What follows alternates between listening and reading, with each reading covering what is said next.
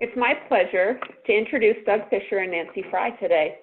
Doug and Nancy are widely known and respected researchers, teachers, and teacher leaders, so some of what I say might be familiar to you already.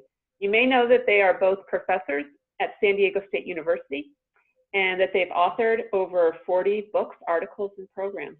You may know that they are recipients of numerous awards from groups like the National Reading Conference and the National Council of Teachers of English. Most recently, Doug was the recipient of the William S. Gray Citation of Merit Award from the International Literacy Association. Something you might not know, and what I think might be most important for you to know, is that these two live their work every single day with students that they mentor at their award-winning school, Health Sciences High and Middle College, which they co-founded in one of the poorest neighborhoods in San Diego. This is an open admissions public school where they actively teach, lead, and learn with their students and colleagues every day. It's a school where 70% of their students live in poverty, yet 94% go directly into college or career upon graduation. Their work with Doug Hattie, Australian researcher John Hattie, on visible learning for literacy is groundbreaking and powerful, and some of you may have read their book about that. Today, they are here to talk about their newest work with John, developing assessment-capable visible learners. Welcome, Doug and Nancy. Thank you. Thank you. We are very happy to be here to talk about, for the first time, our newest project, our newest collaborative effort, and that is assessment-capable learners, or in the more technical, assessment-capable visible learners. And I thought we'd start with a story from my background. Several years ago, I decided to go back to school and learn about the human brain. I was very interested in the brain and what implications it had for us as teachers and for learners. And so I enrolled in a class Thursday nights at 7 o'clock till 9:40 at night, and very excited about it. I bought the book. It came to my house a few days later, and it said somites are blocks of dorsal mesodermal cells adjacent to the notochord during vertebrate organogenesis. I am now a struggling reader. You might be a struggling reader too when you see that sentence. And it just reminds me that struggle is situational, that we create situations in which learners struggle or don't struggle. They can be successful. So I'm a struggling reader, so I decided, I'm going to close that textbook. It's the summer. I'm going to show up on the first night of class, and my teacher's going to teach me. About halfway through the first night of class, my teacher said to the whole class, I don't know how you're going to learn this, but it's on the test. I showed up not knowing how I was going to learn the content. Now my teacher doesn't know how I'm going to learn the content. You can imagine the problems in our relationship. So I'm thinking I should have dropped out. But I was too embarrassed to drop out because I told everyone at Health Sciences High, where Nancy and I work, I told everyone that I was taking this brain class. So I'm thinking about what to do. And the next day I talked to a biology teacher at our school, and he offers to loan me the 10th grade biology book. And I can read that 10th grade book. I can read that biology book because it's written at the 10th grade level, and there's about 65 pages on the central nervous system. And there I am reading that book, and I'm learning about lobes and hemispheres and blood supply and all this cool stuff. And for the next week in class, for about 15 minutes, I was right there with my teacher. I don't know what she talked about for the rest of the 2 hours, but for that 15 minutes, it felt amazing. And I thought a lot about this. When you struggle, and then you get it and you recognize that about yourself, it's pretty powerful and it's pretty amazing. I was so motivated that night that I pulled over on my way home and stopped at a bookstore. And I went through the shelves and I found this book. And this book had a lot of good basic information to help me understand the brain. Then I found this book on Amazon one night looking for more things to read. And I love the title. I think the author has to be super brave because there's a lot of pressure to say your book is Clinical Neuroanatomy Made Ridiculously Simple Interactive Edition. And this author has DVDs and very helpful. That semester, I watched over 100 YouTube videos. I bought the 5 DVD Secret Life of the Brain. I went on the internet and quizzed myself almost every week, and I would talk to anyone who would listen to me talk about the brain. The midterm comes, It's 17 pages long, single-spaced, 200 multiple choice questions. I worked very, very hard on that midterm. It was on a text that I could not read, but I got a B+ on that midterm. And besides some neuroanatomy, I think I learned a few things about myself as a learner. You can't independently learn from books you cannot read, but you can learn. I ended up with a B+ on that midterm, never having read the assigned textbooks, because reading a lot, reading widely, builds background knowledge and vocabulary. And interacting with other people keeps me motivated, clarifies understanding, and extends my learning. There wasn't a single time in my class where my teacher said, turn to your partner and talk, or as a group, process this. Not a single time, but I know better. So every Monday, I would send an email out to the 17 other people enrolled in the class, and I would invite them to meet me at dinner at 5 o'clock before our class started at 7 o'clock, so that we could have time to talk to each other about the things we were learning, the things we were reading, and the things our teacher was teaching us. So I wonder, based on that, do you think I was an assessment-capable learner? In other words, did I understand my current level of performance? Did I know learning goals and success criteria? Did I select appropriate learning strategies? Did I accept the challenge? Did I seek feedback and recognize errors? Did I monitor my own progress? And did I recognize my own learning and then teach others? So I wonder in the chat box if you could choose one of these bullet points and then say yes or no. Was I, based on the limited information I told you, was I an assessment-capable learner?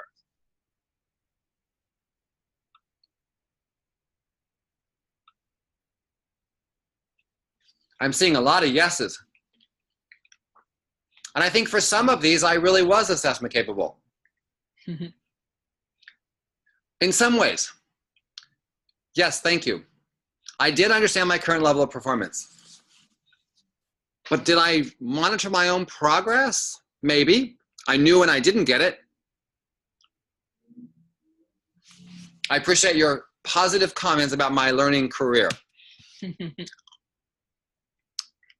So Nancy and I spent the last 8 or 9 months reading everything. I did accept the challenge, thank you, yes. I could have quit. It would have been easier to quit, but I accepted that challenge. So Nancy and I spent the last 8 or 9 months, and we've been engaged with John Hattie about what he meant all those years ago when he wrote Assessment Capable Learning. And we read hundreds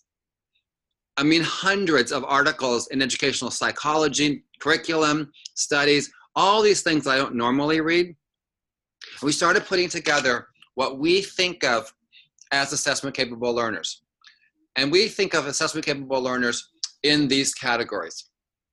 And so we've organized our thinking around this as in these 6. Assessment-capable visible learners know their current level of understanding. They know where they're going, and they're confident to take on the challenge. They select tools that guide their learning. They seek feedback and recognize that errors are opportunities to learn, and they monitor their progress, adjusting their learning, and then recognize that they have learned something, and then teach other people. Others could have collapsed the research in other ways, but we chose these 6 as the guiding pillars for whether or not students are assessment capable. And we think about this a lot.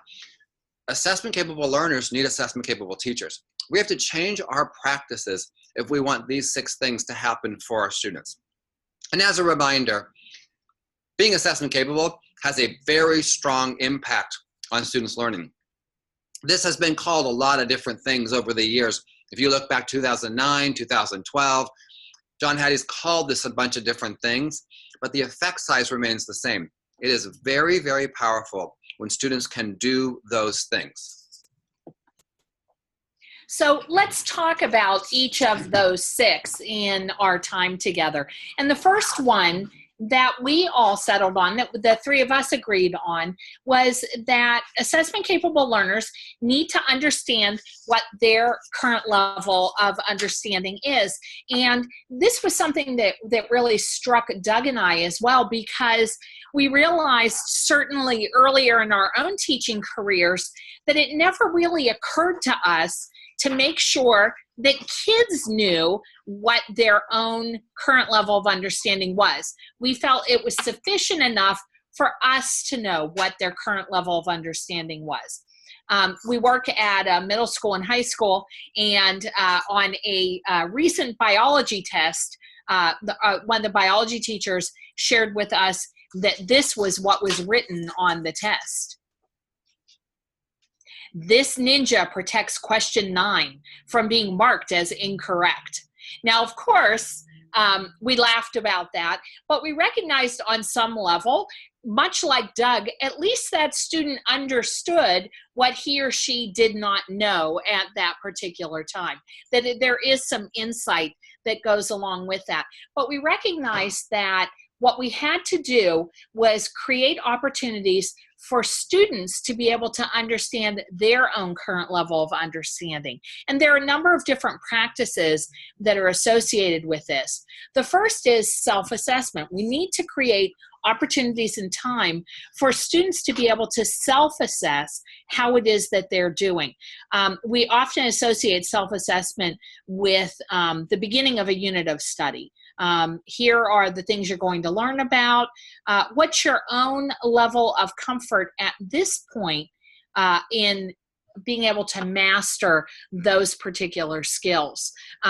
Self-assessment, as I said, is important at the beginning of a unit of study, but it doesn't need to be confined to that. Self-assessment is something that students can and should be able to return to throughout the unit of study. For example, at the midway point and not long before the end of the unit of study, when that final assessment is going to come into play. That's one way for students to be able to understand their current level of understanding. Another way is to make sure that there's lots of conferencing that's happening in the classroom.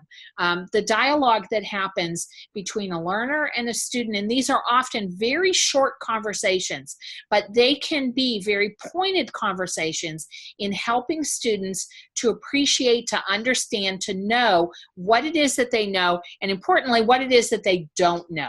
Because when you know what you don't know, you have some direction about where it is that you need to head next. I had noted earlier pre-assessments, and I'd like to distinguish those from self-assessments. Pre-assessments are assessments that happen near the beginning of a unit of study in which the teacher has created an opportunity, ungraded of course, this is not a high stakes kind of assessment, but an opportunity for students to be able to gauge what it is that they know and they don't know. And it's what you choose to do with that pre-assessment after they've done it that has really for us been a change in our own practice. Early on in our teaching careers, we thought of pre-assessment as ways in which we gathered data for ourselves.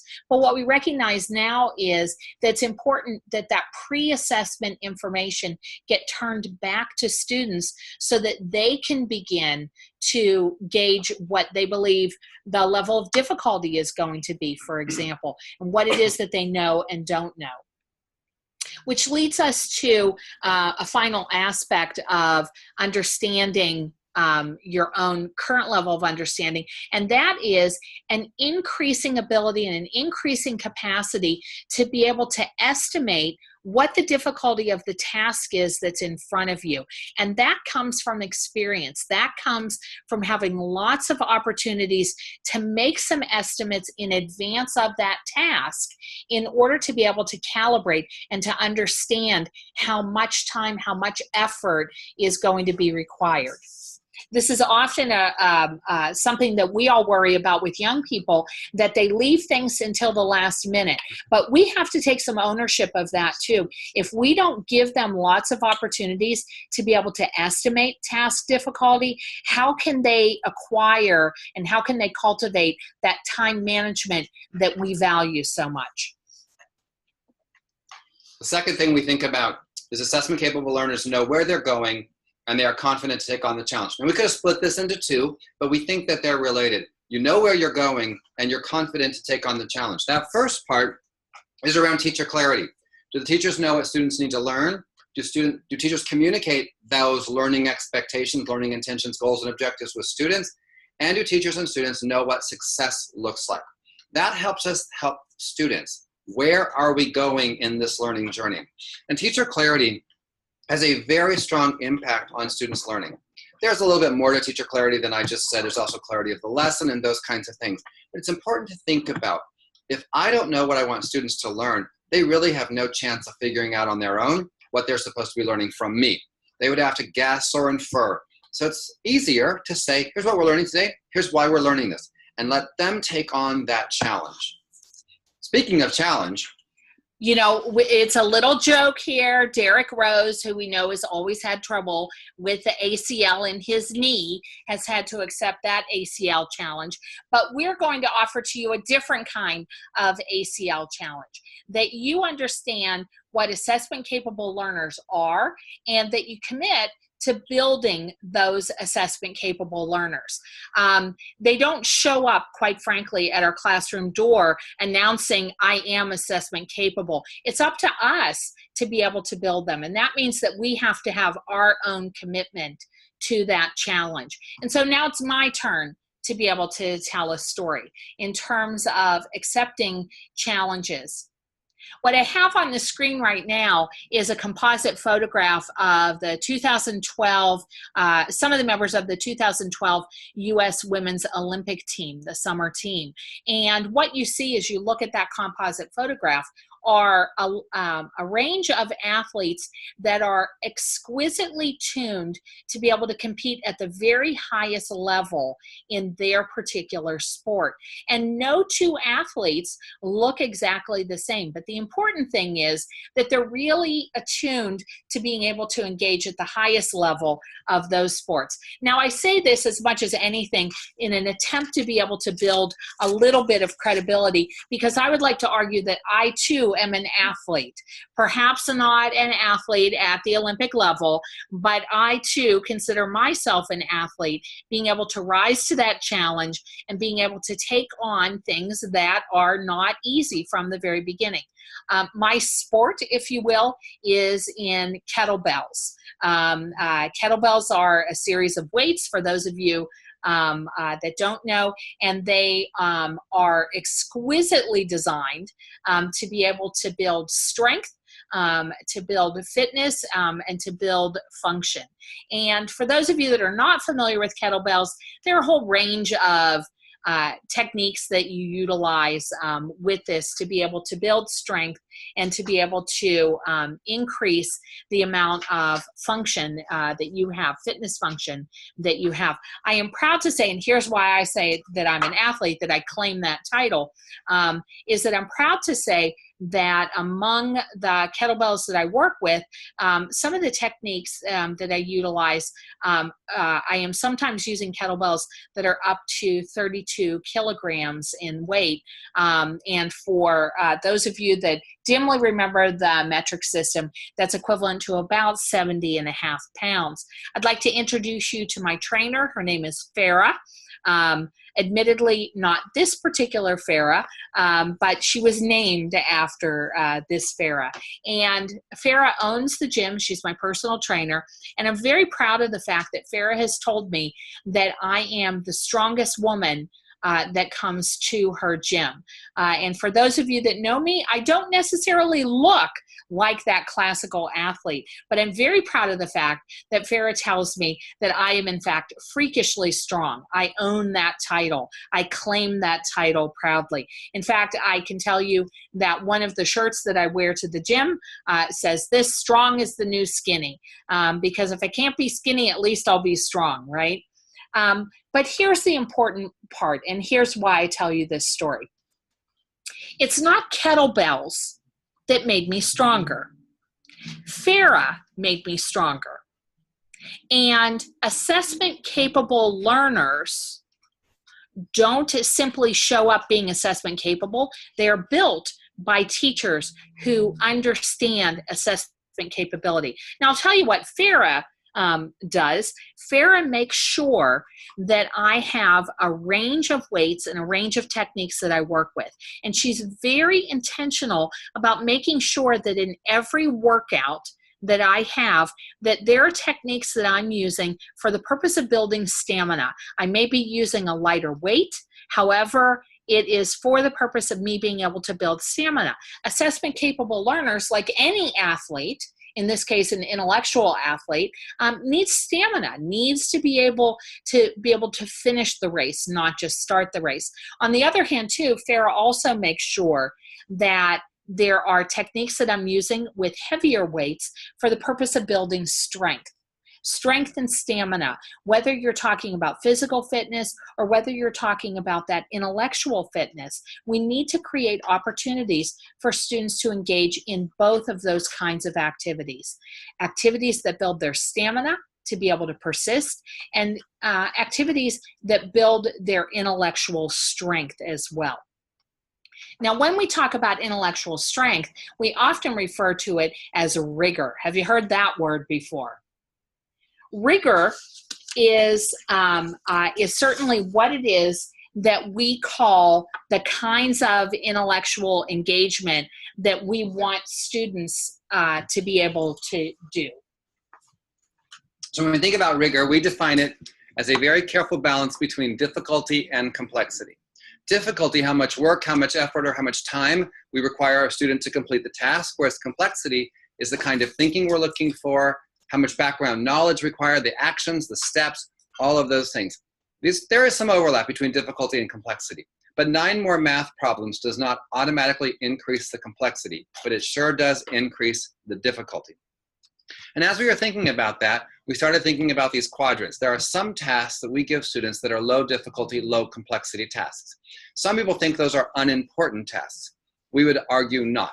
Some of you are taking notes right now. Paper, pencil, pen, digitally, taking photos of the screen, writing notes, etc. You're taking notes. For most of you, note-taking is a low difficulty, low complexity task, not an unimportant task. We would argue that that belongs in the quadrant we call fluency. We also think of that as, in the research world, as automaticity. In the psychology world, in popular press, it's a habit. John Hattie calls it a transfer skill. We own it. You don't have to think about it. It happens with great regularity and great automaticity, or automatically. And that's where our goal is. We want the things we teach students to move into the fluency quadrant. But some of the tasks we assign students are in the stamina quadrant. Perseverance, grit. Angela Duckworth just had a whole book out on grit, where we increase the difficulty, but we don't have a lot of complexity so that the students have to stick with something. For a lot of students at home reading, writing research papers, those are stamina-related tasks. They can do them. They just consume time and effort that they don't always display. To move something from stamina to fluent behavior requires practice, deliberate practice. Students have to practice those things so they become part of their fluent behavior. If I go up to the top, it's about strategic thinking, slowing down, being consciously aware, purposeful, awkwardly, learning how to think about something. When we first learn about inferencing, for example, it's very awkward. When you're first learning about using a letter to represent a number that's missing in a math equation, it's very awkward, very uncomfortable. To think about that, to move something from strategic thinking to fluent behavior, requires teacher modeling and feedback to the learner. The last quadrant we think about is the struggle quadrant. And we believe that students should regularly encounter struggle. Not every day, not all day long, but on a regular basis, there should be high difficulty, high complexity tasks. And when the students are engaged in those, their teachers should monitor them to figure out what caused the struggle so they can build that into the next lesson. So all 4 of these are important. And all 4 of them combined or contribute to how we think about rigor. The next category we think about is students, assessment-capable learners, selecting their own tools to guide their learning. And I'm seeing some chat comments about what we mean by assessment-capable learners. And we think about this, and John wrote this phrase with some colleagues in New Zealand over 15 years ago, that he had this idea of students taking ownership of their learning and having an ability to demonstrate that learning in a variety of formats. The phrase, though, assessment-capable learners, dates way back to that time. So what we try to do is say, what does it look like to have assessment-capable learners? What does it mean? So these 6 factors are now how we contribute, how we collect them to that phrase. So assessment-capable learners select tools. That means their teachers have provided them all kinds of ways to learn, so they can take on some of those for their own learning. We particularly like a gradual release of responsibility framework that works for us. There are other frameworks. There are ways to organize instruction so that the teaching moves become transparent, jump out, obvious to students. So we talk to them about collaborative learning. We talk with them about guided instruction. We talk with them about setting the purpose and modeling our thinking. We talk about things that they're doing independently. So they understand these learning strategies and they can choose them for their own learning tools. In addition, we think about study skills and the impact that study skills have on students' learning. Study skills are important. We just wrote an article in the Reading Teacher on this, but study skills are neglected in the last decade or so. Study skills are not that popular right now as a teaching approach. And we think that's a trouble. That's a problem because students won't be able to select tools to guide their own learning if they haven't been exposed to a lot of ways to study and learn. When we look at the study skills research, it clusters into three big areas. There are cognitive study skills. Those are usually involving a task that people think about. There are metacognitive study skills, self-management, planning, thinking about like next Tuesday I have a paper due, what am I going to do about it now? Do I have my sources ready, etc. And then there are affective study skills that involve the motivation students have, the agency they feel, and their self-concept. All three of these are important skills that teachers can teach, that students can use to then decide, am I ready to take on the learning task? Here's something I'm learning, which tool will work for me?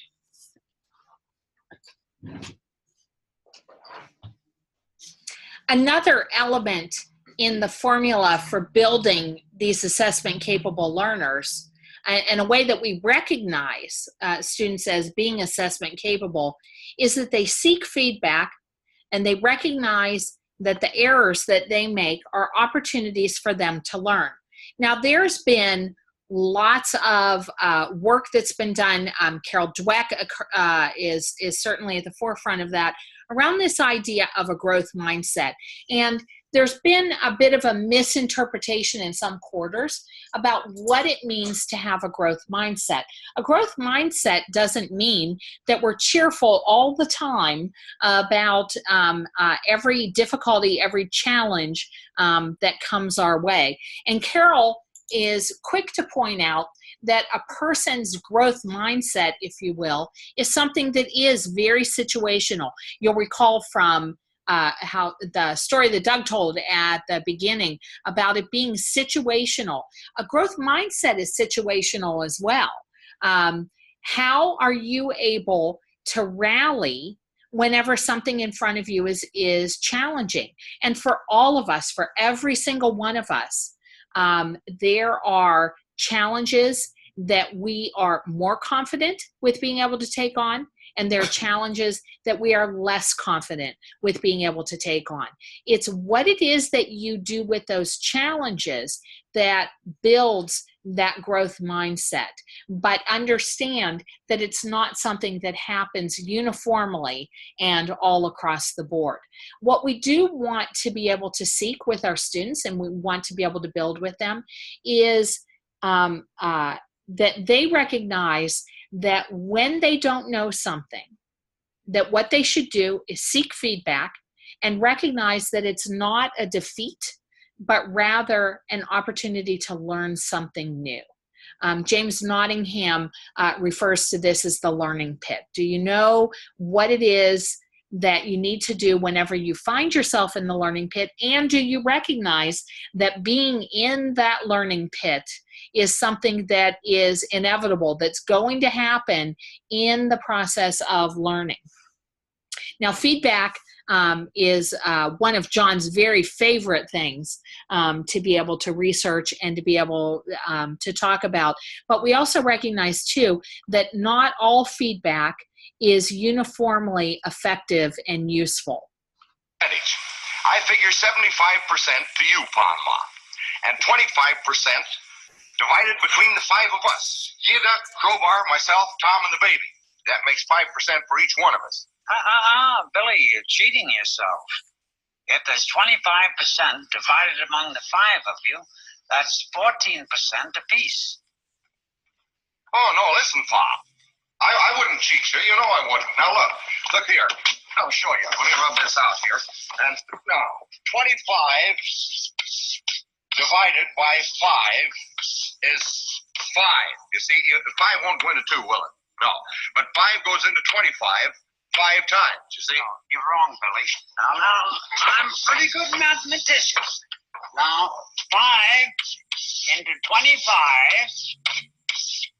5 won't go into 2, will it? No. But 5 goes into 5 once. Now, we didn't use the 2 before, so we'll bring it down here. Now, 5 into 20 goes 4 times. There you are. 5 into 25, 14. No, look, Pa. Let me prove it to you now by multiplication. 5 times 5. 5 times 5 is 25. Well, I'm surprised you're learning. Huh? I'm surprised that you're learning. Now I'll show you. 5 times 14 is 25. 5 times 4 is 20. 5 times 1 is 5. 25. That's it. No, look, Ma.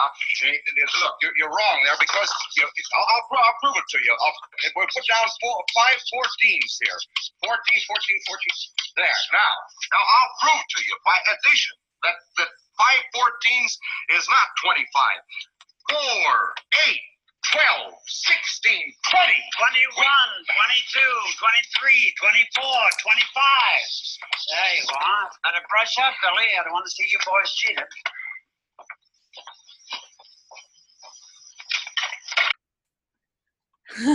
So, Mom and Pa Kettle, despite getting lots of feedback, if you will, never did really grasp that point. And it's important to note that when we're talking about feedback, we don't mean simply saying things over and over in slightly different ways, but rather that we look at feedback and that we tailor our feedback to best be able to match what it is that that learner needs. Now, as I said, John has done a lot of research. It's a favorite area of his around different types of feedback. And you'll see from the chart in front of you that feedback properly tailored and properly utilized has a tremendous effect size, nearly doubling the speed of learning, nearly 2 years worth of growth for a year in school. But feedback can be looked at in a number of different ways.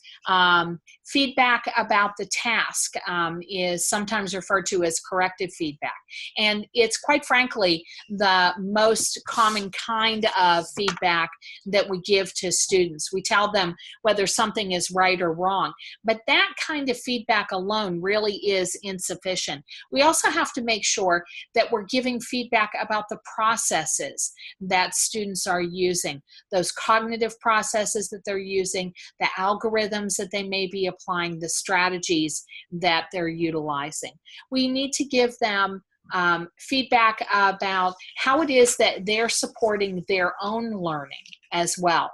What are the things that they are doing in order to be able to increase the kind of learning that they're doing? And we need to shy away from giving feedback about self, giving feedback about who they are as a person, but rather to emphasize what it is that they're doing cognitively, how it is that they are self-regulating in order to be able to engage in the kind of learning that we want them to engage in.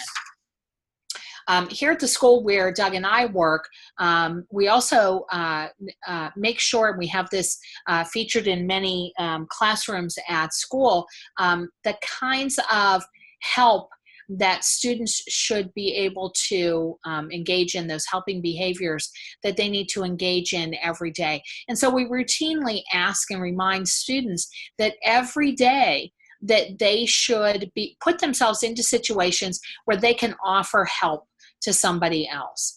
And importantly, that they can ask for help, that they recognize when it is that they need help and they know how it is to seek that out. We ask them, are you able to accept help? Did you accept help today? And did you nicely decline to help nicely decline help so that you could continue to try it for yourself. These helping behaviors really are at the heart of what it is that's, that not only students should be able to do, but quite frankly, that adults should be able to do. I imagine that all of you in your own professional experiences engage in all of these behaviors daily, if not weekly. Offering help, asking for help, accepting help when it's offered to you, and at times saying, no, I need to continue to try this just a bit on my own before I'm ready to seek help. Those helping behaviors are part of that social emotional learning and necessary for assessment capable learners. We also need to be able to model for our students what feedback looks like, seeking feedback. If we tell them, hey, it's really important that you know how to seek feedback, we have to be able to demonstrate that as well. The picture here, Joseph is one of the math teachers here at the school where we work, and we have teachers who voluntarily, and this is a voluntary kind of a process, will put this sign out for any visitors, anybody who happens to be in their classroom about the kind of feedback that they are seeking. We want to be able to demonstrate to students that learning is something that continues to happen all through our lives. We tell students all the time, oh, you should be a lifelong learner, but do we actually demonstrate in our own daily behaviors how it is that we ourselves are assessment capable, and in this particular case, are seeking out the kind of feedback that's going to continue to improve our own practice. One more, we have two more. This is mine. Assessment capable learners monitor their progress and adjust their learning. And think about it, when we've been thinking about it, it's not enough to just wait for feedback from your teacher or your parents or your friends. You should recognize when it's time for you to get feedback. And as Nancy and I were working on this book, we sent an email, and before I sent this email, I said to her, can you take a look at this email real quick? And I think about this a lot. What is it that led me to say, it's time for feedback? Was it the tone? Was it the content? Was it the accuracy of the information? I knew I needed feedback before that message was sent. And that's what I'm looking for in our students, that they recognize it's time for feedback, because when they recognize that need for feedback, it helps them learn to monitor their progress. Is it time for feedback? How am I doing? How am I going? What's next for me so that I can adjust my own learning? You're going to meet Sarah. She's in kindergarten, and she's going to tell you about her writing development. And as I think about this, Sarah is aware of her current performance. She knows where she's going. She knows how to monitor her own progress. Sarah, can you tell us how this chart works? We'll point to them and tell us about it. I know nobody's on this, but some people might not be on this. Oh, come. Because some people won't do that because we're in kindergarten. But some people might do that. Good. Now go further up the chart and tell us about the middle of it, Sarah, around the orange crayon. Well, some people sound it out and try and make their letters neat on this one. Good. And what about further up the chart, Sarah? Then what happens? On this one, they try to sound it out. They try to make their letters neatly and try to make the thing right. This is where I am. I sound it out. I try to keep them nicely written. I try to make the right words. I try to keep the letters with a space before they start. And I'm going over to here because it's the last step and I'm over at the 9 step. This is the 10 step. So Sarah explained a writing rubric. She's 5 years old. She used reasoning to argue her status on that rubric, and without ever telling us, she conveyed a set of experiences about writers. We also could hear in her language a whole set of experiences that she must have had with her teacher to get to that point. There's no bad place to be. Sarah says nobody's here anymore because we're in kindergarten here, but some people might be here, and I'm up here and I'm going over here. And that's what we hope for learners. That is an assessment capable learner. I know my current level of performance. I know where I'm going. I know when it's time for feedback, and I know how to monitor and adjust my learning. In addition, we would hope that Sarah can choose tools to help her in her writing. We hope that she knows how to seek out feedback from her teacher, from her parents, and from her peers. That's what we're looking for when we think about assessment capable learners. So that's a 5-year-old. This is a picture from our school. This is Kayla's classroom. She teaches 11th and 12th grade English, and she was thinking about these exit slips that she gives and how she collects the exit slips, and she determines whether or not students learn anything or not, and she determines who needs to be retaught the next day. And in our journey on visible learning, Kayla said, I'm going to go to the Container Store and I'm going to buy some buckets, and I'm going to have students self-assess whether they think they've learned something, so that I can compare what I think to what the students think. So eventually, and over time and with practice, students start to recognize when they have learned something and when they have not learned something, that we teach them to monitor their progress. And then we organize class the next day based on what students tell us about their learning from the previous day. See, if we just have students throw things in buckets and we don't do anything with them, they're going to throw them in these buckets randomly. But when it drives learning, when they know that we respond, when we form groups based on what students know about their learning, they're very honest. They're very truthful about, here's how much I learned. And then class becomes every single day a learning event, not a doing event. Not here's what we're doing in class today, but here's what I'm learning, and have I learned it at an appropriate level. Our final element of assessment capable learners is that those students are able not only to recognize their own learning, but they're able to teach others as well. It's an important reminder that there isn't just one teacher in the classroom. There are 20 teachers or 25 teachers or 35 teachers, depending on how many students you have in your classroom. And one of the practices that I think we don't leverage nearly enough is in that peer learning, in how it is that students can support the learning of one another. And I don't mean only making sure that the kids who have already mastered a particular content are able to, and are utilized to be able to teach the kids that are running a bit behind. We need to create lots of opportunities for students to be tutored by one another, both as tutors and as 2Ds, because they have something to offer to one another. Doug had showed you the buckets that Kayla uses in her classroom, and it's probably not surprising to be able to say that those students who rate themselves as a 4, you know, in other words, I can teach other people, would be those natural peer tutors. But what Kayla does is something a bit more interesting.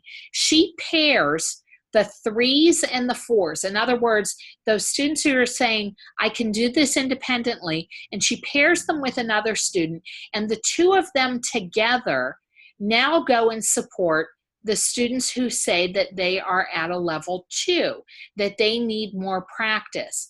And Kayla reminds the students that are at that level 2 that their job is to be able to drag the other students down into the learning pit. In other words, to challenge what it is that they know, to ask questions.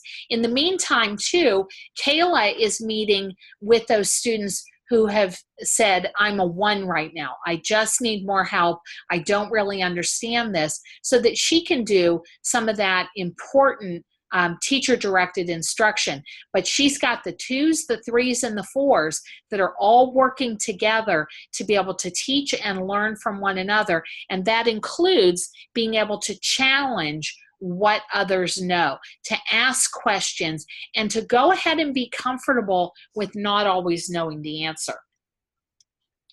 So we have these 6 factors. We spent a lot of time coming up with them, figuring out examples, testing them out. But we really believe that students have ownership of their learning. They see themselves as their own teachers. They become leaders of their own learning when they can do these 6 things. And as teachers and administrators, we have roles in helping students achieve each of these 6 factors. We have to help them through the tools that Nancy talked about, know their current level. What is it that how are they performing right now? We also need to help them know where they're going through teacher clarity and gain confidence to take on that challenge. I was very confident to take on the challenge of that neuroscience class. I didn't always know where I was going, and I knew I wasn't performing very well at the outset. And selecting tools for their learning. I knew I needed more collaborative learning. And I have the resources and the time and the connections to do that. And students need a whole range of tools that they can use, that they select, and that they learn that it's their turn to ask for feedback, that they have to recognize there are times when it's good to request feedback. We didn't talk a lot about this one, but they should recognize that errors are opportunities to learn. We think errors should be celebrated. If an hour goes by in a classroom and no one's made an error, they didn't learn anything. They already knew all of this stuff. We want students to notice their errors, seek feedback, and then celebrate those errors. Monitor their progress and make adjustments in their learning so that they recognize that they've actually learned something and that the highest form teach other people that which they have learned. We think the greatest form of transfer is when you can teach it to someone else. And to really get students to have that level of deep, deep, deep knowledge, deep understanding, consolidation, they can teach other people and thus transfer that to them to a wider range of experiences and settings and people. And with that, we say thank you for your time, and we're open for questions.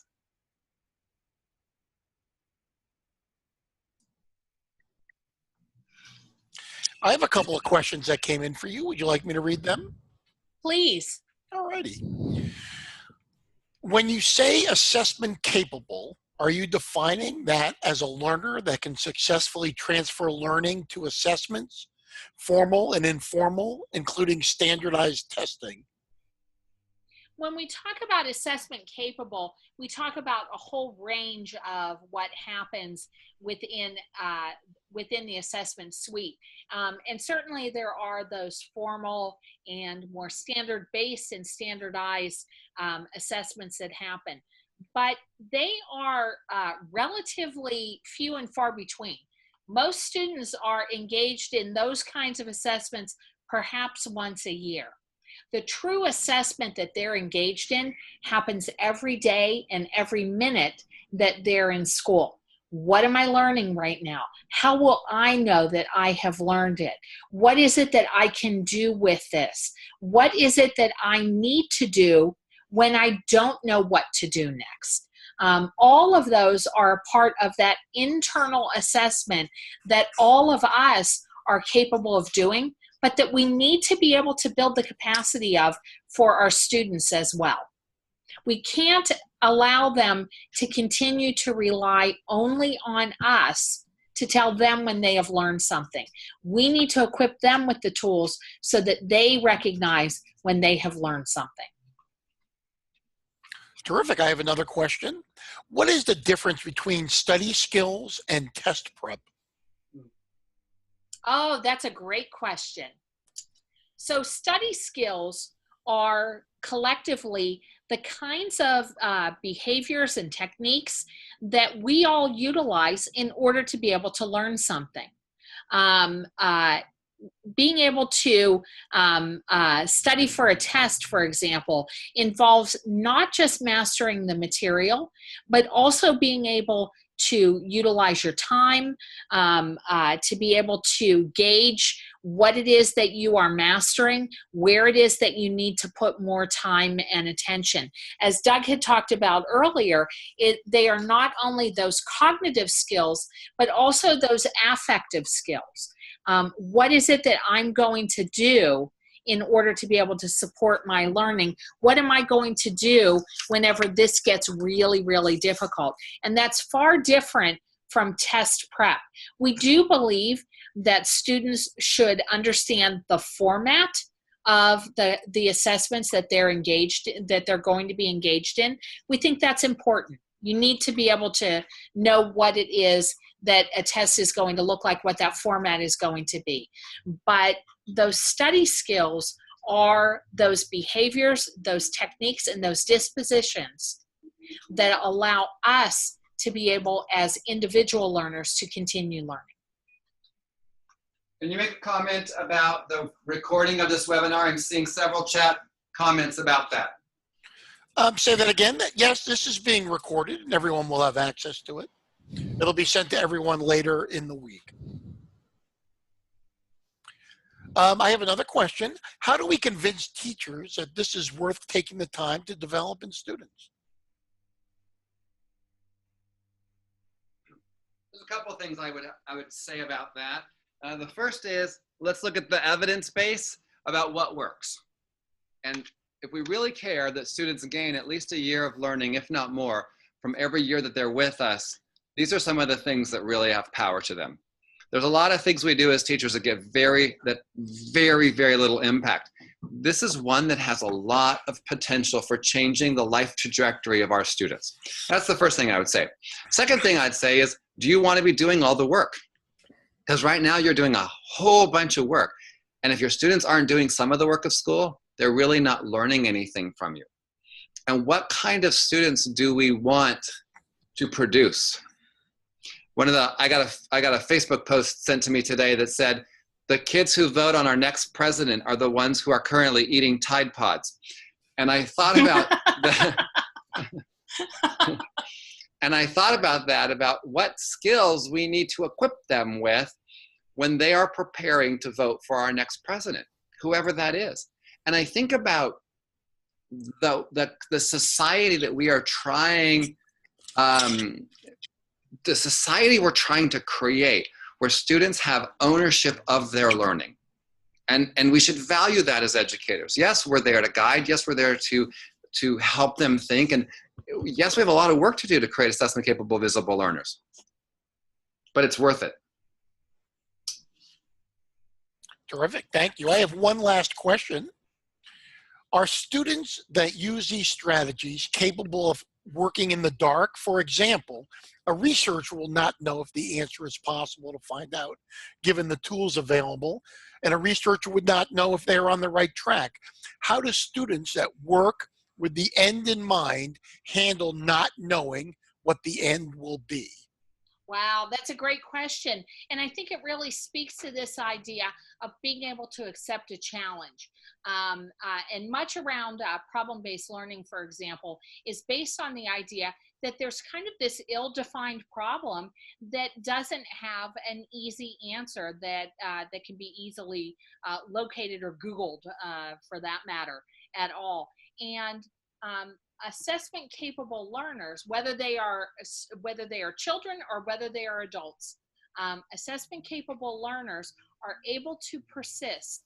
That idea of stamina and persistence, and being able to say, I know what to do when I don't know what to do, is essential for this. That's that drive that needs to happen.